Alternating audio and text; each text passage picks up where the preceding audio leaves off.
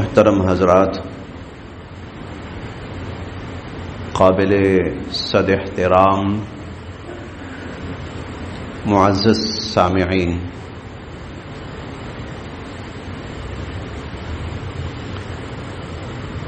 اللہ رب العزت نے دین پر صحیح طور پر چلنے کے لیے اور اپنے دین کی حفاظت کے لیے اور انسانوں کی آخرت کی نجات کے لیے، انسانوں کی آخرت کی نجات کے لیے دنیا میں صحیح راہ پر قائم رہنے کے لیے اور اپنے دین کی حفاظت کے لیے جہاں قرآن کریم نازل فرمایا اور اس قرآن کریم کو لازم پکڑنے اور مضبوطی کے ساتھ اس پہ جمع رہنے کی تلقین فرمائی، وَاعْتَصِمُوا بِحَبْلِ اللَّهِ جَمِيعًا، تم سب کے سب اللہ کی رسی یعنی قرآن مجید کو مضبوطی سے تھامے رکھو۔ وہیں پر اللہ رب العزت نے جو دوسری چیز لازم فرمائی کہ جس سے ہم اپنے دین پر قائم بھی رہیں گے اور جس کی وجہ سے ہم فتنوں سے بچے بھی رہیں گے اور ہمارا ایمان بھی محفوظ رہے گا اور ہماری آخرت کی نجات بھی ہوگی، تو وہ دوسری چیز نبی کریم صلی اللہ علیہ وسلم کی سنت مبارکہ کو لازم فرمایا۔ پہلی چیز اللہ رب العزت کا قرآن مجید ہے اور دوسری چیز حضور صلی اللہ علیہ وسلم کی سنت مبارکہ ہے۔ قرآن مجید کو تھامنا، اس کو لازم پکڑنا بھی ضروری ہے اور حضور صلی اللہ علیہ وسلم کی سنت مبارکہ کو اپنانا، لازم پکڑنا، مضبوطی سے تھامنا، اس کے ساتھ جڑے رہنا، یہ بھی ضروری ہے، یہ بھی ضروری ہے۔ اگر ہم یہ کہیں کہ ہم قرآن کریم کو اپنا لیتے ہیں، کافی ہے، حضور کی سنت کی ضرورت نہیں ہے، تو ہمارا ایمان ختم۔ اور اگر ہم یہ کہتے ہیں کہ ہم حضور کی سنت کو اپناتے ہیں، قرآن کی ضرورت نہیں ہے، تب بھی ہمارا ایمان ختم۔ تو قرآن کریم کو لازم پکڑنا بھی ضروری ہے اور حضور صلی اللہ علیہ وسلم کی سنت کو لازم پکڑنا بھی ضروری ہے۔ میں کوشش کرتا ہوں، انسان ہوں، کوتاہی ہو سکتی ہے، لیکن میں کوشش کرتا ہوں کہ جو بھی بات آپ کے سامنے عرض کروں وہ قرآن مجید اور احادیث مبارکہ کی دلائل سے کروں۔ چنانچہ حضور علیہ الصلاۃ والسلام کی سنت کو اپنانا اور اس کو لازم پکڑنا یہ کس درجے کی چیز ہے، کتنی اہم ہے، میں آپ کے سامنے حضور علیہ الصلاۃ والسلام کی چند احادیث مبارکہ پیش کرتا ہوں۔ اور یہ میں کتاب اس لیے لے کے آتا ہوں کہ بعینہ ہی حضور علیہ الصلاۃ والسلام کے جو الفاظ مبارک ہیں وہ میں آپ کے سامنے پیش کروں، پھر ان کا ترجمہ بھی، اور یہ کس ریفرنس بک سے لیے گئے ہیں وہ ریفرنس بھی آپ کے سامنے، حوالہ بھی آپ کے سامنے عرض کروں۔ چنانچہ یہ جو میں روایت عرض کرنے لگا ہوں یہ امام احمد بن حنبل نے مسند احمد بن حنبل میں نقل کی ہے، امام ابو داود نے سنن ابی داود میں، امام ترمذی نے سنن ترمذی کے اندر اور امام ابن ماجہ نے سنن ابن ماجہ کے اندر یہ روایت نقل کی ہے۔ عن عرباض بن ساریہ، حضرت عرباض بن ساریہ رضی اللہ تعالی عنہ فرماتے ہیں کہ صلی بنا رسول اللہ صلی اللہ علیہ وسلم ذات یوم، حضور علیہ الصلوۃ والسلام نے ایک روز ہمیں نماز پڑھائی. ثم اقبل علینا بوجہہ، پھر حضور علیہ الصلوۃ والسلام رخ پھیر کر ہماری طرف مڑے، آپ نے چہرہ ہماری طرف کیا. فوعظنا موعظۃ بلیغہ، اور بڑی ہی حضور علیہ الصلوۃ والسلام نے بلیغ، فصیح و بلیغ گفتگو فرمائی، ہمیں واعظ فرمایا. اور بلیغہ کا مطلب ہوتا ہے دل میں اتر جانے والا، بلیغ پہنچ جانے والا، اتر جانے والا، دلوں میں اتر جانے والا واعظ فرمایا حضور علیہ الصلوۃ والسلام نے. کہتے ہیں فرقت منها العیون، آنکھیں بہہ پڑی، ایسی کو گفتگو تھی کہ آنکھیں بہہ پڑی ہماری. وَدُجِلَتْ مِنْهَا الْقُلُوبُ، اور دل دہل گئے. فقال رجل، تو ایک شخص کہنے لگا یا رسول اللہ صلی اللہ علیہ وسلم كأن هذه موعظة مودع، یہ تو ایسے لگتا ہے جیسے کوئی آدمی آخری بات چیت نہیں کر رہا ہوتا، الوداعی گفتگو اور نصیحت، یہ تو کچھ اس طرح کی لگ رہی ہے ہمیں. تو فاوصنا، ہمیں آپ کچھ نصیحت فرما دیں، کوئی حکم فرما دیں، کوئی نصیحت فرما دیں. فقال، تو حضور علیہ الصلوۃ والسلام نے فرمایا اوصیکم بتقوی اللہ، میں تمہیں نصیحت کرتا ہوں ہمیشہ اللہ سے ڈرنا. والسمع والطاعہ، اور اللہ کے نبی کے احکامات کو سننا بھی اور اس کی اطاعت بھی کرنا. ولو کان عبدا حبشیا، اگر تمہارے اوپر کوئی حبشی غلام بھی حاکم بن جائے تو اس کی اطاعت کرنا. آگے اب وہ جو میں نے گفتگو شروع کی تھی، حضور علیہ الصلوۃ والسلام کی سنت ایک مسلمان کے لیے کتنی ضروری ہے، اور ایک مسلمان کا حضور علیہ الصلوۃ والسلام کی سنت مبارکہ کے ساتھ کیا طرز عمل ہونا چاہیے. فَإِنَّهُ مَن يَعِشْ مِنْكُمْ بَعْدِي، سنو تم میں سے جو میرے بعد زندہ رہے گا، فَسَيَرَى اخْتِلَافًا كَثِيرًا، تو وہ بہت اختلاف دیکھے گا. اور میرے بعد زندہ رہے گا قیامت تک آنے والے لوگ ہیں، قیامت تک آنے والی انسانیت. پھر فَعَلَيْكُمْ بِسُنَّتِي، تو تم اپنے اوپر لازم پکڑنا میری سنت کو، وسنت الخلفاء الراشدین المہدیین، اور خلفائے راشدین جو کہ ہدایت یافتہ ہیں ان کی سنت کو لازم پکڑنا. اور آگے فرمایا کہ تمسکوا بہا، خوب مضبوطی کے ساتھ اس کو تھامے رکھنا، میری سنت کو، خلفائے راشدین کی سنت کو خوب مضبوطی کے ساتھ تھامے رکھنا. تمسک، مضبوطی سے کسی چیز کو پکڑنا، کسی کے ساتھ جڑ جانا. بلکہ آپ نے پھر فرمایا، اگلا جملہ فرمایا تاکہ لوگ اور اس چیز کی طرف متوجہ ہوں، فرمایا وَعَضُّوا عَلَيْهَا بِالنَّوَاجِزِ، مضبوطی کے ساتھ بلکہ جبڑوں کے ساتھ، نواجز جبڑوں کے ساتھ اس چیز کو، میری سنت کو اور خلفائے راشدین کی سنت کو تھام کے رکھنا. علیکم بسنتی، تم پر لازم ہے میری سنت، وسنت الخلفاء الراشدین المہدیین، اور خلفائے راشدین جو ہدایت یافتہ ہیں ان کی سنت. اور تمسکوا بہا، اس کو مضبوطی سے تھامنا اور جبڑوں سے جکڑ کے رکھنا. جبڑوں سے جکڑ کے رکھنا یہ ایک سمجھانے کا انداز ہے، استعارہ ہے. یہ مطلب یہ ہے کہیں تم سے چھوٹنے نہ پائے، کہیں ہلکے ہاتھوں نہ لینا اس کو، کہیں لاپرواہی نہ برتنا. میری سنت کے بارے میں اندازہ لگائیں کہ حضور علیہ الصلوۃ والسلام نے اس امت کو اپنی سنت کے حوالے سے کیا تلقین فرمائی اور کس انداز میں تلقین فرمائی. آگے چلیے. عن مالک بن انس مرسلہ، حضرت مالک بن انس رضی اللہ تعالی عنہ روایت فرماتے ہیں، قال رسول اللہ صلی اللہ علیہ وسلم، کہ حضور علیہ الصلوۃ والسلام نے فرمایا، ترکت فیکم امرین، میں دو چیزیں تمہارے اندر چھوڑ کے جا رہا ہوں. ترکت فیکم امرین، دو چیزیں میں تمہارے اندر چھوڑ کے جا رہا ہوں. اور ایک روایت میں ہے ثقلین، دو بڑی بھاری چیزیں میں تمہارے اندر چھوڑ کے جا رہا ہوں.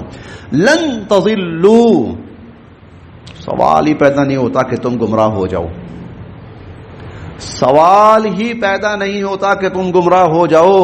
ما تمسکتم بہما، جب تک ان دونوں کو تھامے رکھو گے اور جب تک ان دو کے ساتھ جڑے رہو گے اور چمٹے رہو گے، سوال ہی پیدا نہیں ہوتا تم گمراہ ہو جاؤ.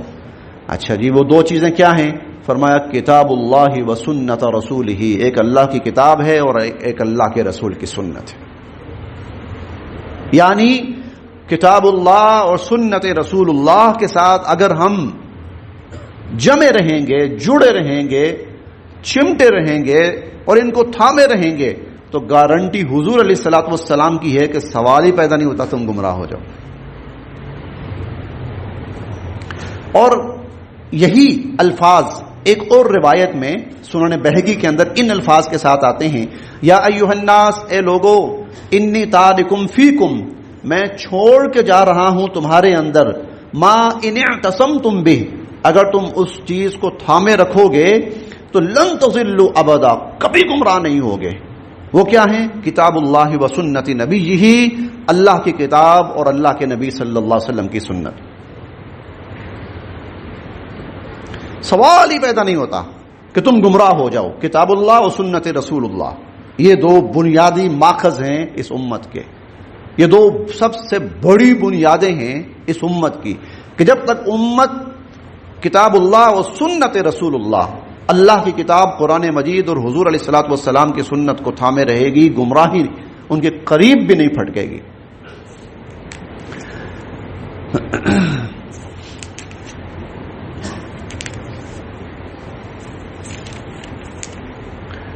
اچھا، عن ابی ہریرہ، حضرت ابو ہریرہ رضی اللہ عنہ فرماتے ہیں، قال رسول اللہ صلی اللہ علیہ وسلم، کہ حضور علیہ الصلوۃ والسلام نے فرمایا، المتمسک بسنتی عند فساد امتی، جب میری امت کے اندر بگاڑ پھیلنا شروع ہو جائے گا، خرابیاں پھیلنا شروع ہو جائیں گی، جیسے اب بگاڑ اور خرابی بہت نمایاں ہو چکی ہے، بہت زیادہ گمراہی بہت پھیل چکی ہے، تو آپ نے فرمایا المتمسک بسنتی عند فساد امتی، میری امت میں جب فساد بڑھ جائے گا اس وقت جو میری سنت کو تھامے رکھے گا اور جو میری سنت کے ساتھ چمٹا رہے گا، میں چمٹے کا لفظ اس لیے استعمال کر رہا ہوں اس لیے کہ متمسک اس کے اندر ایک قوت سختی ہے، تو فرمایا لہو اجر شہیدن، اللہ اسے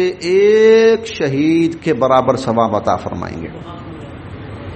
یعنی جو مقام شہید کو شہادت پہ ملتا ہے، جو مقام شہید کو شہادت پہ ملتا ہے، تو میری امت کا جو شخص خرابی اور فساد میں میری سنت کو اپنائے رکھے گا، اللہ وہ ثواب اس کو عطا فرمائیں گے. بلکہ آگے مشکات کے اندر حضرت ابو ہریرہ رضی اللہ تعالیٰ عنہ فرماتے ہیں، مشکات المصابیح کے اندر حضرت ابو ہریرہ رضی اللہ عنہ فرماتے ہیں کہ حضور نے فرمایا، من تمسک بسنتی عند فساد امتی فلہ اجر 100 شہید، کہ جو میری امت میں جب خرابی پیدا ہو جائے گی، بگاڑ پیدا ہو جائے گا، فساد پیدا ہو جائے گا، ایسے میں جو میری سنت کو تھامے رکھے گا، تو آپ نے فرمایا فلہ اجر 100 شہید، اللہ اسے ایک نہیں 100 شہیدوں کے برابر ثواب عطا فرمائیں گے. 100 شہیدوں کے برابر ثواب.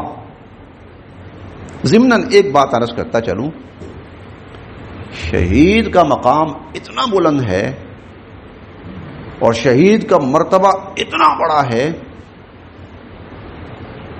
کہ حضور علیہ الصلوۃ والسلام نے 7 مرتبہ شہادت کی دعا کی.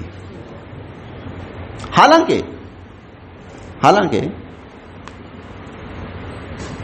سب سے اونچا مقام انبیاء علیہم السلام کا، پھر صدیقین، پھر تیسرے نمبر پر درجہ آتا ہے شہداء کا. حضور علیہ الصلوۃ والسلام انبیاء ہی کے مقام پر فائز نہیں ہیں، بلکہ امام الانبیاء، اشرف الانبیاء، افضل الانبیاء، اعلی الانبیاء، اس مقام پہ فائز ہیں. اور دعا مانگ رہے ہیں کس مرتبے کی؟ وہ تیسرے نمبر پر جو مقام شہداء کا آتا ہے اس کی دعا مانگتے ہیں.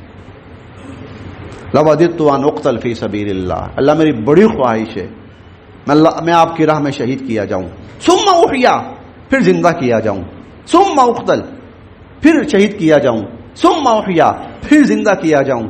ثم اقتل، پھر شہید کیا جاؤں. 7 مرارا، 7 مرتبہ حضور علیہ الصلوۃ والسلام نے اللہ کے سامنے اپنی خواہش کا اظہار کیا شہادت کی موت کے لیے. شہادت کا مرتبہ کتنا بلند ہے یہ بات پھر کبھی تفصیل سے عرض کی جائے گی.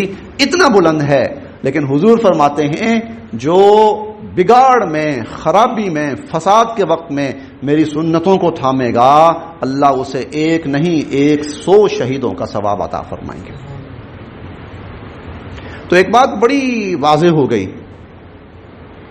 بہت حضور علیہ الصلوۃ والسلام کے فرامین مبارکہ کی روشنی میں یہ بات بالکل واضح ہو گئی کہ ایک مسلمان کے لیے حضور علیہ الصلوۃ والسلام کی سنتوں کو اپنانا، ان کو تھامنا، ان کے ساتھ وابستہ رہنا کتنا ضروری ہے، کتنا لازمی ہے. یہ میں نے صرف 2-3 احادیث آپ کے سامنے پیش کی ہیں، ورنہ اس پر بہت بڑا ذخیرہ ہے احادیث مبارکہ کا. حضور علیہ الصلوۃ والسلام یہ بھی فرماتے ہیں من احب سنتی، جو میری سنت سے محبت کرے گا، فقط احبنی، وہ مجھ سے محبت کر رہا ہے. ومن احبنی، اور جو مجھ سے محبت کر رہا ہے، کان معی فی الجنہ، کل جنت میں میرے ساتھ ہوگا. کل جنت میں آپ نے فرمایا یہ میرے ساتھ ہوگا. تو ایک بات بڑی واضح ہو گئی کہ مسلمان کے لیے حضور علیہ الصلوۃ والسلام کی سنتوں کو اپنانا، ان کو اپنی زندگی کے اندر لازم پکڑنا، ان کے ساتھ جڑا رہنا، ان کے ساتھ چمٹا رہنا بہت ضروری ہے. اب آتے ہیں، اچھا بھائی ٹھیک ہے، تو پھر ہمیں وہ سنتیں بھی کچھ بتائی جائیں کہ ہم اپنائیں ان کو، ہم سنتیں اپنائیں حضور علیہ الصلوۃ والسلام کی. تو میں چند سنتیں آپ کے سامنے عرض کرتا ہوں.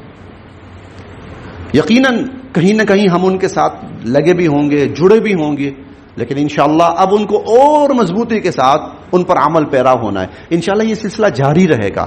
کوشش میں کروں گا کہ زیادہ سے زیادہ حضور علیہ الصلوۃ والسلام کی سنتیں ہمارے سامنے آ جائیں تاکہ ہم ان کو اپنائیں.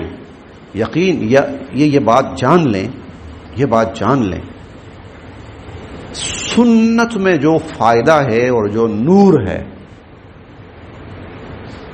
سنت میں جو فائدہ اور جو نور ہے حضور علیہ الصلوۃ والسلام کے طریقے میں، حضور علیہ الصلوۃ والسلام کے طریقے میں، سنت میں جو فائدہ ہے اور جو نور ہے، جو نور ہے.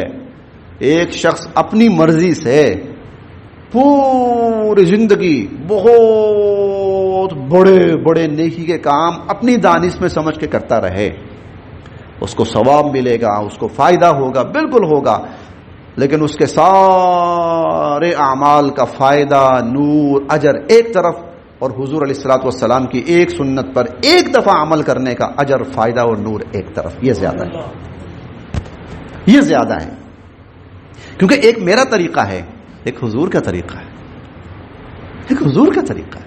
جو حضور کا طریقہ ہے اس پر تو جنت ہے، اس پر تو اللہ کی رضا ہے، اس پر تو حضور علیہ الصلوۃ والسلام کی رضا ہے، اس پر تو مغفرت ہے، اس پر تو بخشش ہے، اس پر تو جنت ہے، اس پر تو عذاب سے نجات ہے. یقینی بات ہے یہ. تو ایک حضور علیہ الصلوۃ والسلام کی جو سنتیں ہیں ان میں سے میں ایک سنت عرض کرنے لگا ہوں، وہ ہے فرائض. جب ہم نمازیں پڑھتے ہیں نا، فرض، دن میں 5 نمازیں فرض ہیں، فجر ہے، ظہر ہے، عصر ہے، مغرب ہے، عشاء ہے. ان کے ساتھ کچھ سنتیں ہیں، ان کے ساتھ کچھ نمازیں ہیں فرائض کے ساتھ. جیسے فجر کے 2 فرائض ہیں تو 2 سنتیں، 2 فرائض ہیں تو 2 سنتیں بھی ہیں. ظہر میں 4 فرائض ہیں تو 4 سنتیں ہیں پہلے اور 2 سنتیں ہیں بعد میں. اچھا، اسی طرح مغرب میں 3 فرائض ہیں تو 2 سنتیں بھی ہیں. عشاء میں 4 فرائض ہیں تو اس کے بعد 2 سنتیں بھی ہیں. یہ میں بات کر رہا ہوں مؤکدہ کی. ہمارے ہاں جو معروف اصطلاح ہے نا سنت مؤکدہ، یعنی وہ سنتیں کہ جو حضور علیہ الصلوۃ والسلام نے کبھی نہیں چھوڑی، ہمیشہ پڑھی ہیں, کبھی نہیں چھوڑی حضور علیہ الصلوۃ والسلام نے, ہمیشہ پڑھی ہیں. ان کو نہیں آپ نے چھوڑا, ان کی پابندی فرمائی. اس کو سنت مؤکدہ کہا جاتا ہے. یہ کتنی ہیں؟ آئیے میں حدیث مبارکہ کی روشنی میں آپ کے سامنے عرض کرتا ہوں. حضور علیہ الصلوۃ والسلام کے فرامین مبارکہ کی, یہ اس لیے آپ کے سامنے پورے حوالے کے ساتھ بات کی جاتی ہے. ایک تو میں آپ کو پہلے اس کی اہمیت بھی بتا دوں. یہ جو ہم سنتیں پڑھتے ہیں تو اس کی اہمیت کیا ہے؟ اچھا, یہ ترمذی اور سنن نسائی کی روایت ہے. اچھا, عن حریث ابن قبیصہ, حضرت ابن قبیصہ فرماتے ہیں قدمت المدینہ, میں مدینہ منورہ آیا. فقلت, تو میں نے کہا اللہم یسر لی جلیسا صالحا, اللہ میں مدینہ آیا ہوں, کوئی مجھے بڑا نیک صالح کوئی ساتھی, کوئی ہم نشین نصیب فرما دیجئے, میں اس کے پاس بیٹھوں, ملوں, نماز پڑھوں اس کے ساتھ. قال, فرماتے ہیں فجلست الی ابی ہریرہ, میں حضرت ابو ہریرہ رضی اللہ عنہ کے پاس آ کر بیٹھ گیا. فقلت, تو میں نے ان سے کہا انی سألت اللہ ان یرزقنی جلیسا صالحا, میں نے تو اللہ سے یہ دعا کی تھی, اے اللہ مجھے کوئی ایسا ساتھی نصیب فرما جو بڑا نیک ہو, بہت اللہ والا ہو, صالح ہو. فحدثنی بحدیث سمعتہ من رسول اللہ صلی اللہ علیہ وسلم, تو مجھے آپ کوئی ایسی حدیث بیان فرمائیے. اچھا, اس سے نا یہ جو راوی روایت کر رہے ہیں نا کہ میں مدینہ آیا تو میں نے دعا کی یا اللہ کسی نیک بندے کا ساتھ مجھے یہاں نصیب فرما دیجئے, تو اس میں ہمارے لیے بھی نصیحت ہے. گھر سے چلیں تو اللہ کسی صالح ساتھی کا ساتھ نصیب فرما دیجیے. میں جب جا کے بیٹھوں تو اس کے ساتھ بیٹھ کے مجھے خوشی ہو, مجھے ثواب ہو, مجھے فائدہ ہو, اس کی نیکی مجھے فائدہ پہنچائے, اس پر آپ کی رحمتیں برسیں, تو اللہ میں بھی اس سے مستفید ہوں. کتنا پیارا, کتنی ان کی عجیب حرص تھی. کہتے میں نے ان سے کہا ابو ہریرہ رضی اللہ تعالی عنہ سے فحدثنی بحدیث سمعتہ من رسول اللہ صلی اللہ علیہ وسلم, آپ نے حضور علیہ الصلوۃ والسلام سے کوئی روایت سنی ہو تو مجھے بھی سنائیں. یعنی آپ نے خود سنی ہے حضور علیہ الصلوۃ والسلام سے اور مجھے سنائیں. لعل اللہ ان ینفعنی بہ, ہو سکتا ہے اللہ مجھے بڑا فائدہ دے اسے. فقال, حضرت ابو ہریرہ فرمانے لگے سمعت رسول اللہ صلی اللہ علیہ وسلم یقول, میں نے حضور علیہ الصلوۃ والسلام سے یہ فرمان سنا ہے کہ ان اول ما یحاسب به العبد یوم القیامہ من عملہ صلاتہ, قیامت کے دن سب سے پہلے بندے کے اعمال میں سے جس عمل کا حساب ہوگا وہ نماز ہے. فإن صلحت فقد افلح وانجح, اگر نماز ٹھیک نکل آئی نا, اگر نماز ٹھیک نکل آئی, ارے یہ شخص تو نجات پا گیا, تو کامیاب ہو گیا. ہاں, اللہ تعالیٰ قیامت والے دن سب سے پہلے آپ سے آپ کے بنگلوں کا حساب نہیں لیں گے, آپ کے بینک بیلنس کا حساب نہیں لیں گے, وہ کتنا زیادہ تھا, آپ کی گاڑیوں کا حساب نہیں لیں گے کہ وہ کتنی تھیں. سب سے پہلے نماز کا حساب ہوگا کہ وہ کتنی تھی. اور فإن صلحت, اور جس کا نماز کا حساب صحیح نکل آیا, فقد افلح وانجح, وہ کامیاب ہو گیا, وہ فلاح پا گیا. وإن فسدت فقد خاب وخسر, اور اگر اس کا نماز کا حساب ٹھیک نہ نکلا, یہ شخص برباد ہو گیا, یہ برباد ہو گیا, یہ نقصان اٹھا گیا یہ شخص. فإن انتقص من فریضته شیئا, اب وہ سننے والی بات ہے, ساری بات سننے والی تھی لیکن خاص طور پر جو بات چل رہی ہے ہماری ابھی موضوع میں, تو فإن انتقص من فریضته شیئا, اگر فرائض کا جب حساب ہوگا اس میں کچھ کمی نکل آئی, اس میں کچھ کمی نکل آئی, تو قال الرب تبارک و تعالی, تو اللہ رب العزت فرمائیں گے کہ انظروا هل لعبدی من تطوع, ذرا دیکھو اس بندے کی فرائض کے ساتھ کوئی اور نماز ہے اضافی, تطوع اضافی نماز کوئی اور ہے. فیکمل بہ من تقص من الفریضہ, تو پھر فرض میں جو کمی ہوگی, وہ جو اضافی نماز ہوگی, اس اضافی نماز سے وہ جو فرض کی کمی ہے وہ پوری کی جائے گی. سنتیں اس لیے ہیں کہ ہمارے فرائض میں جو کمی ہوگی وہ ہماری سنتوں سے پوری کر دی جائے گی. اور سنتوں کے ساتھ پھر نوافل اس لیے کہ سنتوں کی جو کمی ہوگی وہ نوافل سے پوری ہوگی. کتنا خوبصورت اللہ رب العزت نے نظام دیا، اور ہر چیز کا اللہ رب العزت نے نعم الاساست بدل بھی دیا ہے کہ اگر یہاں پہ کمی ہے تو بھئی یہاں سے پوری ہو جائے گی، یہاں سے کمی ہے تو یہاں سے پوری ہو جائے گی. ثم یکون سائر اعمالہ علی ذلک، پھر اسی طرح اس کے سارے اعمال کا حساب کتاب ہوگا. آگے چلیے، یہ سنن ترمذی اور سنن نسائی کے اندر یہ روایت تھی. آگے عن ام حبیبہ زوج النبی صلی اللہ علیہ وسلم، حضور علیہ الصلوۃ والسلام کی زوجہ محترمہ ہیں ام حبیبہ رضی اللہ تعالی عنہا، کہتی ہیں انہا سمعت رسول اللہ صلی اللہ علیہ وسلم یقول، انہوں نے حضور علیہ الصلوۃ والسلام کو یہ فرماتے ہوئے سنا ہے، ما من عبد مسلم، جو بھی مسلمان بندہ، یصلی للہ کل یوم، ہر روز پڑھتا ہے اللہ کے لیے، 12 رکعتا تطوعا، 12 رکعات اضافی پڑھتا ہے، غیر فریضۃ، یہ فرائض کے علاوہ اضافی 12 رکعات روزانہ وہ پڑھتا ہے، الا بنى اللہ لہ بیتا فی الجنہ، اللہ جنت میں اس کے لیے ایک محل تعمیر فرما دیتے ہیں. اللہ جنت میں اس کے لیے ایک محل، 12 رکعات روزانہ اضافی جو شخص پڑھتا ہے، اللہ رب العزت اس کے لیے جنت میں ایک محل تعمیر فرما دیتے ہیں. اچھا، یہ 12 رکعات کون سی ہیں؟ اب دیکھیے آگے، ترمذی کی روایت ہے، وفی روایت ام حبیبہ مرفوعا، کہ 4 قبل الظہر، یہ 4 رکعت ظہر سے پہلے، یعنی ظہر کے فرائض سے پہلے، 4 رکعت ظہر کے فرائض سے پہلے، ورکعتین بعدہا، اور 2 رکعت فرائض کے بعد. 4 رکعت فرائض سے پہلے اور 2 رکعت فرائض کے بعد، 6 ہو گئیں. ورکعتین بعد المغرب، اور 2 رکعت مغرب کے بعد. ورکعتین بعد العشاء، اور 2 رکعت عشاء کے بعد. ورکعتین قبل الفجر، اور 2 رکعت فجر سے پہلے. یہ 12 رکعت ہو گئیں.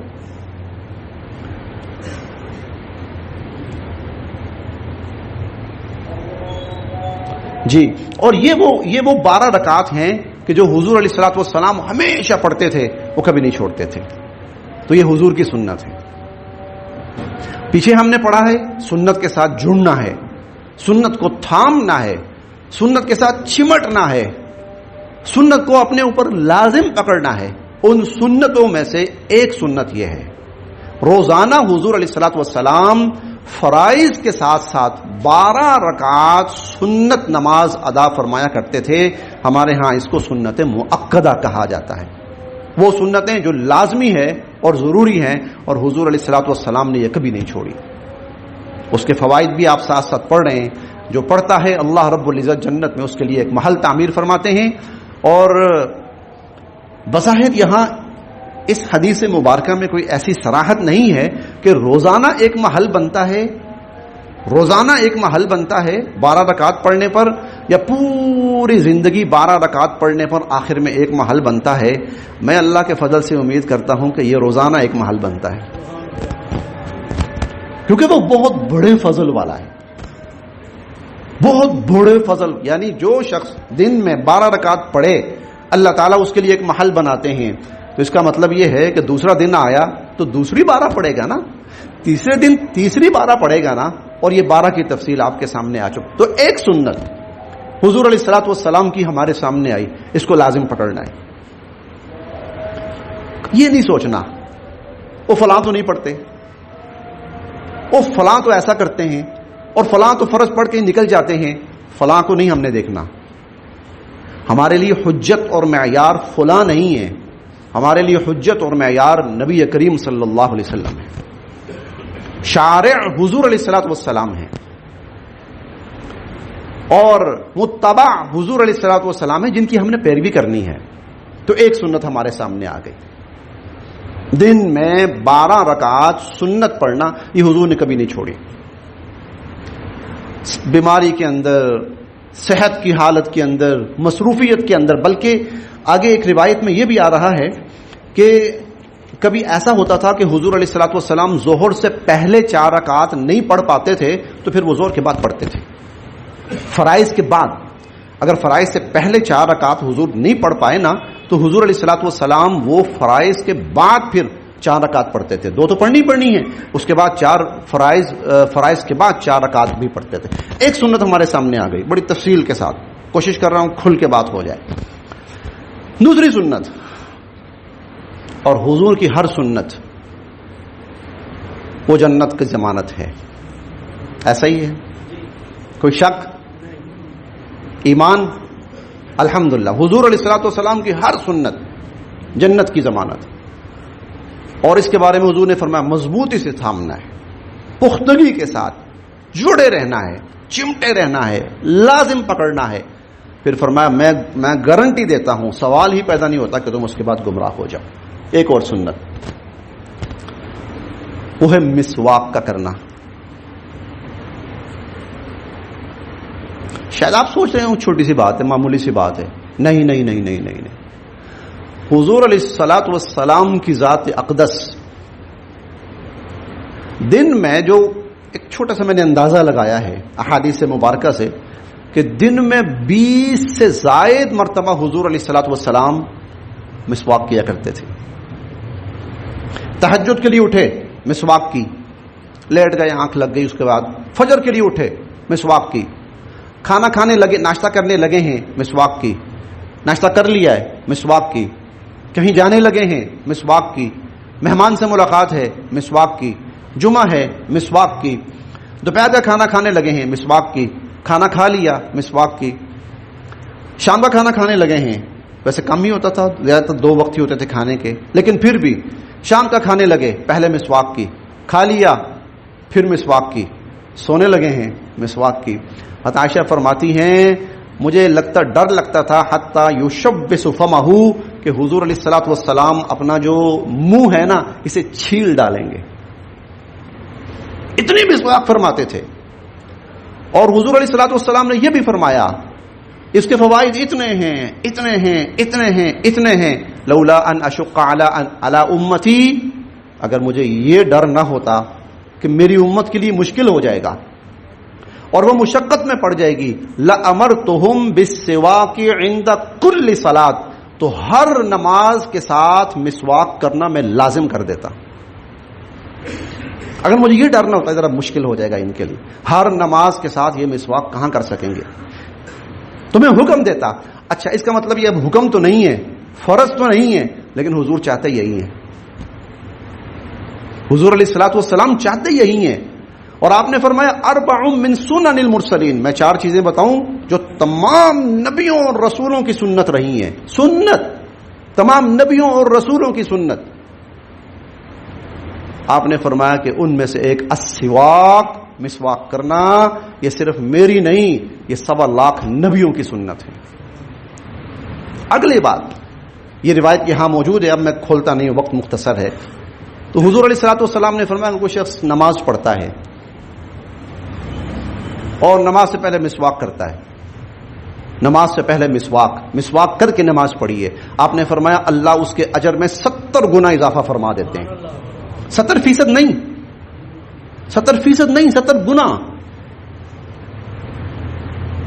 70 گنا اللہ رب العزت. یعنی اگر بغیر مسواک کیے نماز پڑھتا تو 1 نماز کا ثواب ملتا، مسواک کر کے نماز پڑھیے 70 نمازوں کا ثواب ملے گا. اور اب آخری بات اس حوالے سے، حضور علیہ الصلوۃ والسلام کا دنیا سے جاتے ہوئے آخری عمل کیا تھا؟ کیا نماز تھی؟ نہیں. کیا قرآن پاک کی تلاوت تھی؟ نہیں. کیا جہاد تھا؟ نہیں. کیا اور کوئی عمل تھا؟ نہیں. کیا تھا آخری عمل؟ مسواک کرنا تھا. آخری عمل حضور علیہ الصلوۃ والسلام نے مسواک کا کیا، مسواک کیا آپ صلی اللہ علیہ وسلم نے. اور پھر فرمایا کہ میں اب فرشتے آنے والے ہیں، اللہ سے ملنے لگا ہوں. عائشہ، اور حالت یہ تھی کہ آپ صلی اللہ علیہ وسلم اس وقت بول نہیں پا رہے تھے، نقاہت اس درجے تھی، بول نہیں پا رہے تھے. تو عائشہ رضی اللہ عنہا کو صرف آنکھوں سے اشارہ کیا میں مسواک کرنا چاہتا ہوں. حضرت عائشہ رضی اللہ تعالی عنہا نے مسواک لی اور ان کو پتا تھا کہ حضور پر نقاہت ہے تو ذرا مسواک تھوڑی سی سخت ہے. وہ کہتی ہیں میں نے اپنے منہ میں لے کر مسواک نرم کی اور نرم کر کے میں نے حضور علیہ الصلوۃ والسلام کو دی. آپ نے مسواک کی. فرمایا کرتی تھی دنیا سے جاتے ہوئے میرا لعاب حضور کے منہ میں تھا. لیکن آخری عمل مسواک تھا. حضور علیہ الصلوۃ والسلام کی سنت ہے. حضور علیہ الصلوۃ والسلام کی 2 سنتیں میں عرض کر چکا ہوں آپ کے سامنے. حضور علیہ الصلوۃ والسلام کی ایک روزانہ فرائض کے ساتھ ساتھ فرض نمازوں کے ساتھ ساتھ سنتوں کا اہتمام کرنا. فجر کی نماز سے پہلے 2 سنتیں, ظہر کی نماز سے پہلے 4, فرائض سے پہلے 4 اور فرائض کے بعد 2, مغرب کے فرائض کے بعد 2, عشاء کے فرائض کے بعد 2. یہ کل 12 رکعات بنتی ہیں. یہ سنت ہیں حضور علیہ الصلوۃ والسلام کی. اور حضور علیہ الصلوۃ والسلام نے امت کو تلقین فرمائی میری سنت نہ چھوڑنا, میری سنت کو تھامے رکھنا, میری سنت کو مضبوطی کے ساتھ پکڑے رکھنا, لازم پکڑنا. اور فرمایا لن تضلوا, میں تمہیں اس بات کی گارنٹی دے کے جا رہا ہوں کبھی گمراہ نہیں ہوگے اگر میری سنتوں کو تھامے رکھو گے. ایک نمازوں کی صورت میں نے آپ کے سامنے عرض کی اور ایک مسواک کی صورت میں حضور علیہ الصلوۃ والسلام کی سنت مبارکہ. اللہ تعالی ہمیں اس کے اہتمام کی پوری توفیق نصیب فرمائے. کریں گے نا انشاءاللہ العزیز. اچھا مجھے تھوڑا سا لالچ ہے اپنا, میرے کہنے سے آپ کریں گے تو ثواب مجھے ملے گا, اس لیے میں تھوڑا سا پابند کرنا چاہتا ہوں. خدا کے لیے آپ کریں, آپ کو تو فائدہ ہوگا ہی ہوگا, سارا فائدہ مجھے بھی ہوگا. صرف 1 منٹ کے لیے تشریف رکھیے. رانا صاحب آپ سے بات کرنا.